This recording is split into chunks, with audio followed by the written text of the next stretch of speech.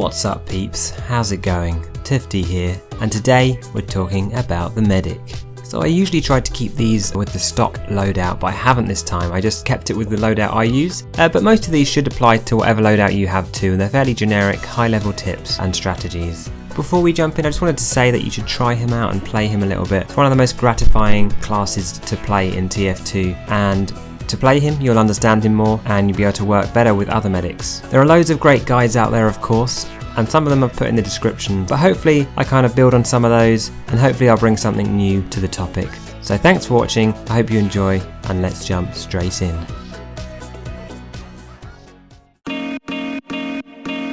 So I put this tip at number 1 because of its importance, but there are a few things I wanted to break down and talk about in particular around the idea of positioning. First of all, you should keep your distance from your target healie. I made up a word there, sorry about that, but you might be surprised at how far away your heal beam lets you be from the person you're healing. In this example here, I'm moving forward and backwards with the person I'm healing, but just trying to keep that distance. By keeping this distance, it means that you're able to avoid any splash damage that's coming in towards your teammate. So this leads me on to the idea of keeping out of sight lines, and this is another thing you want to be doing as much as you can at all times. So on this example I'm on upward, just making sure that I'm safely behind this corner, away from any incoming damage. And if I feel there's a threat coming in, I can, just move things back a bit, make sure there's a corner or a barrier in between me and the enemy, or at least several teammates. In this example we're pushing on Thunder Mountain, and I know there's a sentry gun inside this building. I'm going to tuck myself away here and let the soldier deal with that, and just keep myself out of danger. And again, I'm just keeping this cart in between me and the heavy, so he doesn't pick me as a target, and even if he does, I'm protected by the cart. As you start to play medic more and more, you start to gradually learn the decent positions you can stay in, where there's very few, if any, sight lines to you. Again, on this example on upward, and I'm just hovering around this area here, and if I pause it here you can see none of the spawn exits have a sight line onto me, so it's a really nice position. It's covered by the rocks, and it's covered by walls, so I feel pretty safe here. And however tempting it is, try not to overextend. Sometimes a teammate will rush in, they're getting loads of kills, but just be wary that, maybe you'll be better off sticking back and staying with the bulk of your team.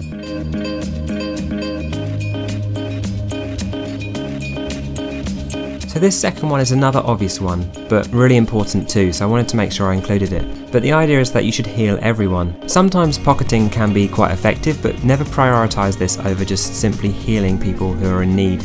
And heal everyone, including engineers, spies, people on the back line, people on the front line. Your number 1 job is to try and save people's lives, or to prevent them wasting time trying to get health packs. Of course you also want to be buffing people up too, above and beyond their natural HP. Don't prioritise this over just regular healing. Try and get people up to health and then buff when you have the opportunity to do so. As you're buffing, it might seem obvious, but take a look at this number here, and if it reaches the max and the guy you're healing isn't taking any damage, then move on and buff someone else. Spread that love around and don't get too fixated on one guy.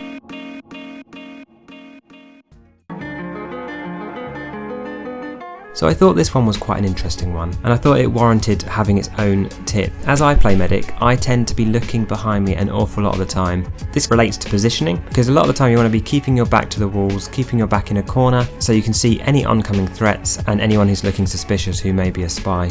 Having your back to the wall means you're going to see the spy first, so it probably makes sense to make it your responsibility to try and take out that spy. If you see one, just pressure them immediately, and as a medic you're actually quite good at taking out spies with your secondary weapons.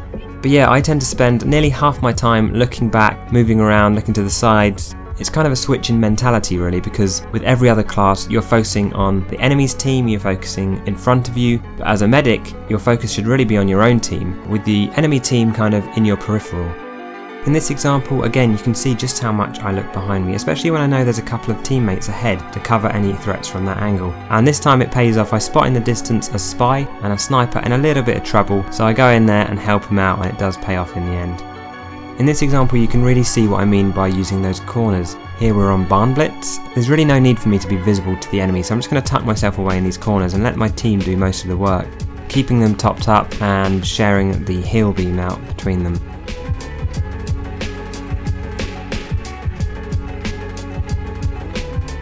As I said before, your priority is of course to heal people who are in need. So that means looking for callouts. Now I know there's a lot of people out there who tend to spam the medic callout, so you kind of want to try and filter those people out. And you do quickly get to learn who those people are and to not necessarily ignore them completely, but just sort of turn down their importance in your mind. But yeah, look for callouts and particularly look for red callouts, which are those people in the most need. And kind of home in on that. If you see the red, if you can, get to them quickly and sort them out. And aside from people who are in need, occasionally you get a guy who calls for the medic when they want to make a push. And that can be okay too, you know, perhaps they want to go around a corner and they want to have a buff before they do so. It kind of makes sense for them to call for a medic at that point. And if you feel like you can, then yeah, go ahead and buff those guys up. So long as there's no one else in need, that can be a real help, and you may just help with a really nice push.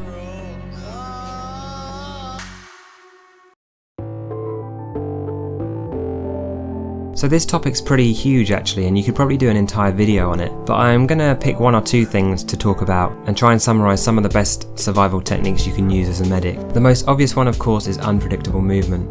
Obviously you want to be moving like a crazy person at all times. A couple of techniques I like to use is a kind of figure of 8 or a kind of circular movements around the cart or around your team. This kind of just helps you get into the habit of constantly moving. Obviously if you have low health, get out of there. It's perfectly okay to retreat as a medic. Survivability is one of the medic's greatest skills and one of the things you'll learn with time and get better at.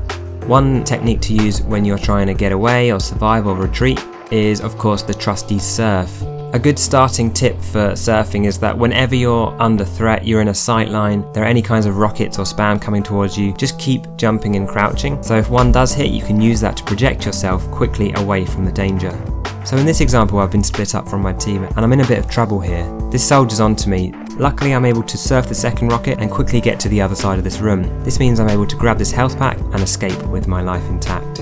It doesn't have to be a rocket that you surf, you can kind of surf other damage as well. In this example on Mountain Lab, there's a huge push coming in, we're in a lot of trouble, I need to get out of here quick. As I'm running through here, two heavies are shooting the crap out of me, but luckily I'm able to jump and crouch and kind of surf the damage round this corner and escape again with my life. One last thing worth mentioning here is that with the new update, you can actually use the scout speed to help you quickly get away from danger or just to relocate on the map.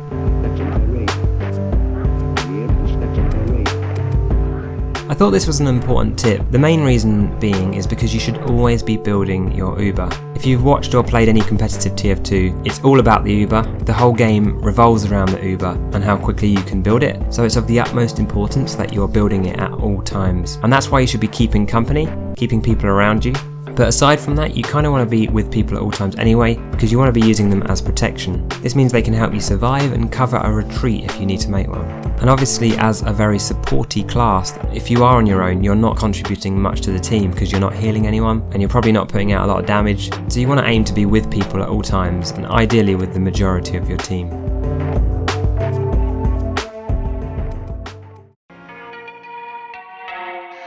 So I thought it'd be worth having a tip related to Ubers.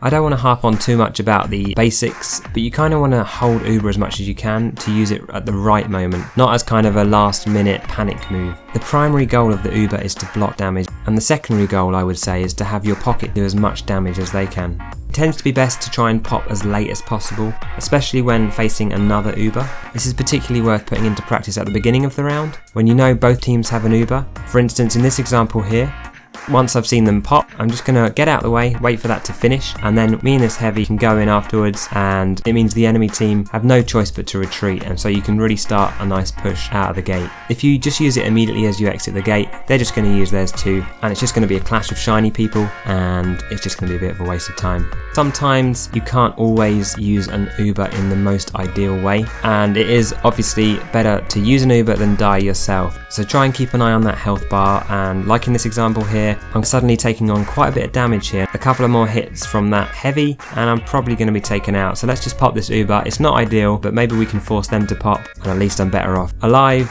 building another Uber, than back in the spawn queue. Oh, and also don't forget to use the trusty nod to help communicate that you want to push in. If you haven't got a microphone or you don't fancy talking, then this is pretty much a universal sign of let's get in there and kill lots of bad guys.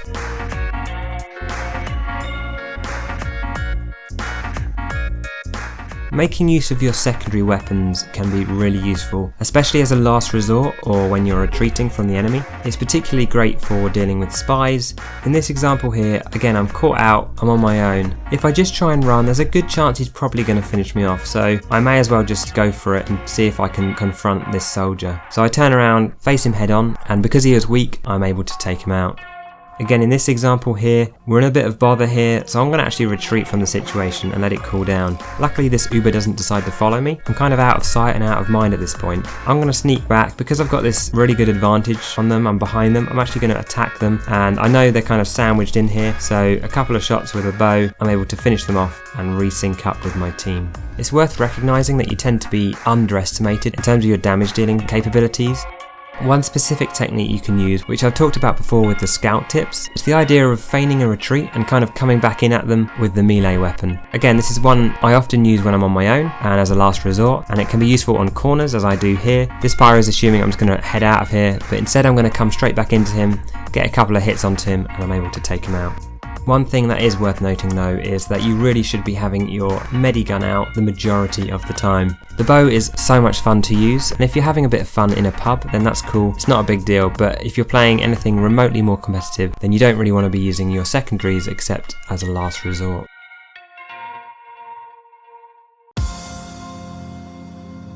So this tip is a kind of an interesting one, and I wish kind of more of these could have been like this, but there's just too many important ones to mention. What I mean by distract is, it's the idea of using your presence kind of tactically within the battle. Now that sounds a bit vague, but I'll give you a couple of examples here to try and explain what I mean.